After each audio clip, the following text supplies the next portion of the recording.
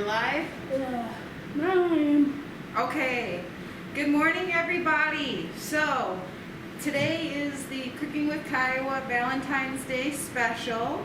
So, we're going to be making some Valentine's cookies today, kind of our make it your own or do it yourself Reese's. So, we have peanut butter, we're using Ritz crackers, as well as dark chocolate. So, as part of this special, I hope that you guys tune in and listen to some of the nutrition education, because at the end, I'm going to ask you guys some questions and we have some prizes to give away for whoever can comment first to answer the question. So we have one big prize here, which includes the Hamilton Beach hand mixer. It has a few different pieces, so you can do a different mixing. We have batter bowls, we have dark chocolate, of course, if you want to make your own chocolate treats. We also have a bake it set that comes with a lid, which is awesome, as well as a cupcake tin. So that's our big prize. A smaller prize, we also have some dark chocolate to give away, and a mini waffle heart maker. So pretty cute stuff. So, what we're going to do here is we have our Ritz crackers out here, and we're going to put some peanut butter on them. Can't have Reese's without peanut butter. So I just use a butter knife, just put some globs of peanut butter on each one.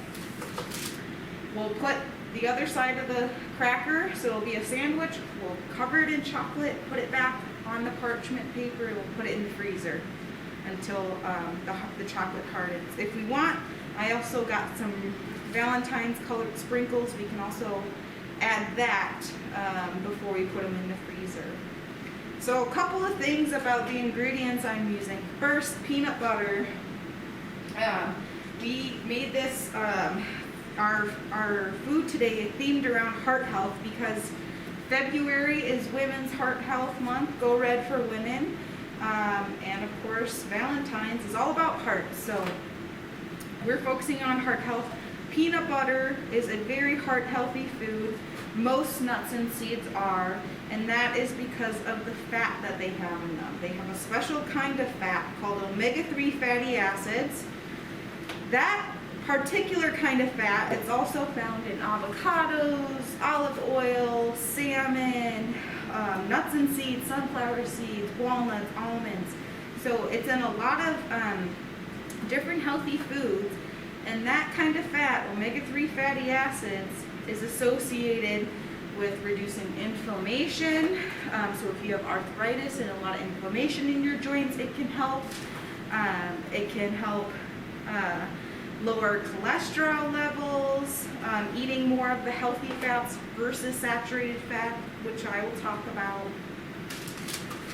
So it does have a lot of health benefits. It also can increase your sensitivity to insulin. So if you're diabetic, eating heart healthy fats not only protects your heart, but also can help improve your diabetes. So, oops, that cracker kind of broke on me. So peanut butter is a very good heart-healthy food. I'm also using whole wheat crackers. So Ritz, they do sell a whole wheat variety. It's generally healthier to eat whole grains, such as whole wheat products, because of the fiber content. So refined grains, think of white bread, white rice, all that fiber is removed. And fiber is really important because eating enough fiber reduces your risk of cancer, especially colon cancer, which is on the rise, especially among younger folks. It can help reduce your cholesterol levels, so fiber binds to cholesterol. So it can help with that, and it helps you go poop. It helps you go poop regularly. So if you have issues with constipation and diarrhea, fiber is going to be your friend, as well as drinking enough water. So choosing whole grains, such as whole wheat products, is definitely a heart healthy behavior or choice to make. And then of course we're working with dark chocolate. So dark chocolate has been around for a long time. Cocoa was used by the Mayans in Central America for thousands of years. Now that kind of chocolate is a whole lot different than the chocolate that we eat nowadays. So their cocoa beverages that they would drink were very bitter, and they were fermented. So it's not sweet and like the dessert you would expect. Definitely not like hot chocolate. As we've used and experimented with chocolate, we've kind of changed it quite a bit, adding more sugar, such as like the white chocolate or milk chocolate varieties, a lot more sugar and a lot less of the health benefits. So that's why we're using dark chocolate today, because it's closer to the natural form, and it has all those health benefits. So one example is dark chocolate. Many people don't know has a lot of good minerals. So like iron, if you're low in iron, if you've ever been told you're anemic, dark chocolate has iron. It also has copper and zinc, magnesium, phosphorus. So a lot of different minerals that we need for our body to function and for our heart health, okay? One aspect of dark chocolate that I want to talk about is the plant chemical in it called flavanols. So you might have heard of flavanols too. They were kind of popular when the whole red wine thing happened. So red wine also has flavanols, but so does dark chocolate. And when you're choosing dark chocolate, look for at least 70%. So like this one says 90% on there. If you get at least 70%, it's going to have the most flavanols of all the dark chocolate varieties. So get at least 70%. And flavanols are really important because, especially for heart health, because it helps relax our blood vessels, thereby reducing our blood pressure. So eating dark chocolate can help you reduce your blood pressure. That's why it's important for heart health. Another important thing that flavanols can do is increase the insulin sensitivity in your body. So if you have diabetes, your insulin isn't as sensitive as it used to be. It doesn't uptake glucose like it used to. So eating dark chocolate can help insulin do what it's supposed to do, okay? However, you have to eat dark chocolate in moderation. It is a sweet, and it has calories, it has a lot of fat, those healthy fats, right? Those omega-3s. It does have some saturated fat. So saturated fat is associated with heart disease. Eating too much of it, I should say, is associated with heart disease, diabetes, cancer.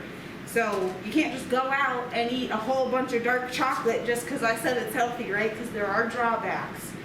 Okay, so you have to eat it in moderation. So the studies say eating 1 to 2 small squares. So think of these guys, 1 to 2 squares off of this chocolate bar here per day. That's it. That's the amount of dark chocolate that's associated with reducing your risk of heart disease and mortality from heart disease, okay? So moderation is definitely key. And then I found this interesting study about dark chocolate and the Kuna natives in the Caribbean. So the Kuna natives, they drank cocoa beverage or chocolate beverage 5 or more times a day. So they were drinking this cocoa beverage a lot, right? So they had a high intake of these cocoa and flavanols. However, and they're kind of island-dwelling natives in the Caribbean. When some of them moved more inland, kind of joined the urban population, their diet changed, of course, more fast food, more processed foods. Of course, their blood pressure went up. They had higher rates of hypertension.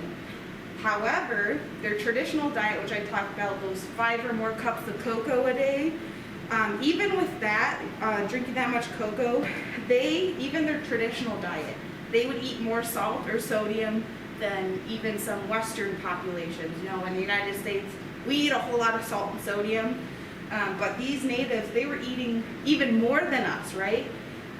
But because they were drinking all this cocoa, in the natural form, it's not chocolate. It's like that more of a traditional Mayan drink, right? It's not very sweet. But because they were drinking so much of that, they still didn't have very high rates of hypertension, even though traditionally they did eat a whole lot of salt, right? But when they changed and went to the urban diet, the cocoa beverages fall off. They continue to eat a lot of salt, a lot of fat, processed foods, hypertension, death rates went up. Versus they looked at some of those Kuna natives that stayed in their traditional island, where they used to, traditionally live, and they didn't go to the urban sites. They had significantly higher levels of flavanols in their blood, because they were continuing to drink the cocoa beverage, and they had significantly lower rates of heart disease, cancer, and diabetes. So it just goes to show how impactful, especially eating more traditionally foods versus our kind of more processed, added sugar foods, really makes a difference for your health. Okay, I got all the peanut butter here on our crackers, so I'm gonna mash them up.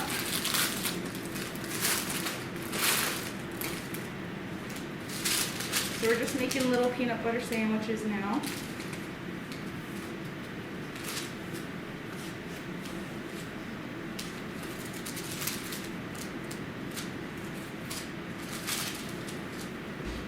This is a pretty easy recipe. Goes pretty quick. Easy to do with kids too. So, got kiddos at home that like to put peanut butter on crackers. That'd be a good task for them.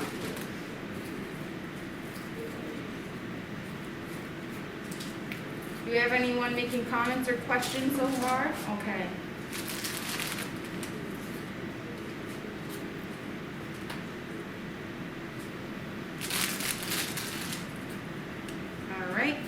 Of course, we took our sort of our cocoa nibs, right?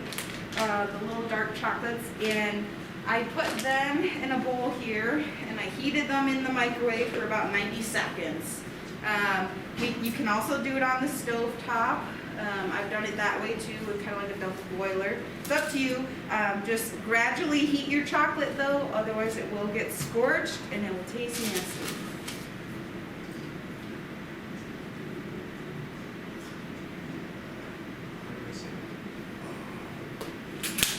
So I'm just covering them.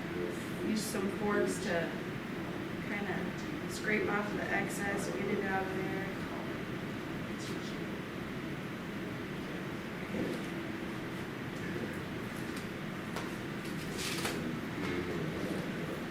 Like I said, decorate them, make them look all Valentines, pink and red. Or not, just leave them as they are.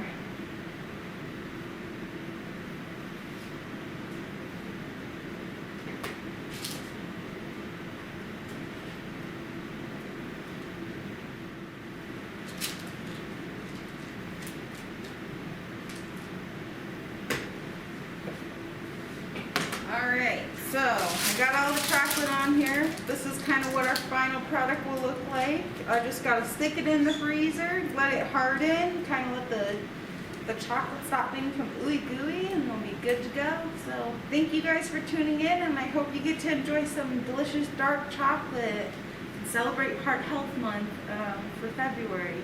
And don't forget to tune in Friday for Go Red for Women. We'll be giving away an air fryer. Thank you.